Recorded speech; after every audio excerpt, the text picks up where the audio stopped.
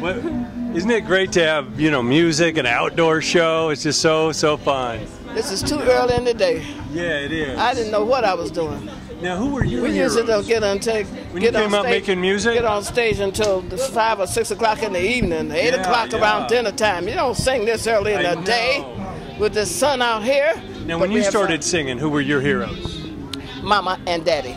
Dad played blues guitar. We just lost B.B. King, and Daddy used to play a lot of B.B. King songs, and Mama used to do the housework to B.B. King. We couldn't even talk to her. She said, "Oh, be quiet," when B.B. King was singing his songs to her while she did her ironing and did her cooking and stuff.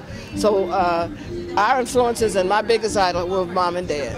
Wow. So you grew up with music around you? But we're the generation before television. Yeah. So we had to entertain each other. So Mama taught us songs, and Daddy taught us songs, and we sang in my grandfather's church. Yeah. How did it end up with Motown? How'd that all come about? Oh, that's a long story. How much time you got? Give us whatever version you like. I started with a group called the Delphis, and we did a record on Checkmate Records that didn't sell. So when the group broke up, I started singing as Martha Lavelle. I was discovered at the 20 Grand in Detroit by William Stevenson, better known as Mickey, and told me, he gave me a card and told me to come to Hitsville, USA. I went there the next morning, and I quit my job at the dry cleaners because I thought I had been discovered. When I got there, he said, "What are you doing here?" I said, "What do you mean?" He says, "Well, you're supposed to call for an audition. We have auditions every third Thursday." Well, this being the first of the month, I was kind of put off, and he said, "Answer this phone. I'll be right back." And he didn't come back for 3 hours, so I answered the phone and became the first A&R secretary, artist and repertoire secretary in that department. And after 9 months, I gave my job up to 3 girls from Secretariat College. I'd finally got a record. Mary Wells left the company, and I had a record that was her demonstration record. I did a lot of demos, too, when I was acting A&R secretary. Yeah. So that's a short version of a long story. I mean, what a legacy. You look back on those days. What's your greatest memories of that era? Oh, I can't tell you. Today is a great memory. Do you know we had people, well, I don't want to think I'm the oldest person here, but we had some beautiful people singing our words and dancing with us right up to the very note. Everybody knew the songs. It's a great feeling. Sure. To have legendary music. It's a wonderful feeling. And to be outside with all the sunshine. We left some 40-degree weather in Detroit. And we come out here and it's 80 degrees. It's beautiful.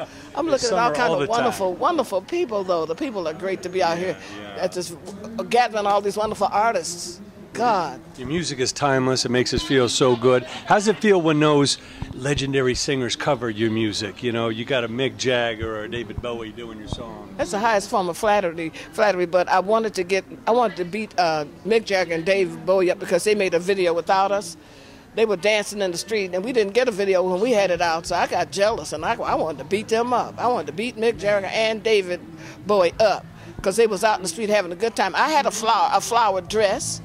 I could have looked like Miami, Florida with them, but they did. There was a big part missing in that video. Yeah, because I know I could have taught them how to hully gully and mashed potatoes. You know, Mick and the boys were just in L.A. this week. They did a little secret show. You should have been there. You need to teach Mick a few moves. The last time we played was Ready, Steady, Go in England in 1965, I think. That's the last time I've seen Mick Jagger and the Rolling Stones. Well, I know the music lovers over in Europe just really can't get enough of the music. It's so endearing all the time. We're going there in July for the whole month, and they just love us there. And I love going to England. I really do. Yeah. Now, all that you've seen, what advice do you give to those young singers, young creative people that would love to be doing what you do? My advice goes beyond singing and entertaining. My message goes to the children who have thought about dropping out of school. They got to have an education.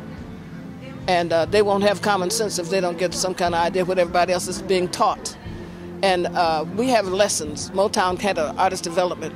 So I believe that you must study to improve yourself, capable of being a performer. So you be a student of the game and master the craft. You got to learn music. You got to learn what the A's and B's are of music, and see. Martha, it's such a joy. I really appreciate you. I know. I'm starstruck. Martha was a friend of Jesus, so that's who I am. Yeah. we love the music, and please keep making it. You make us feel so good. Thank you so much. It's a wonderful life. Thank you.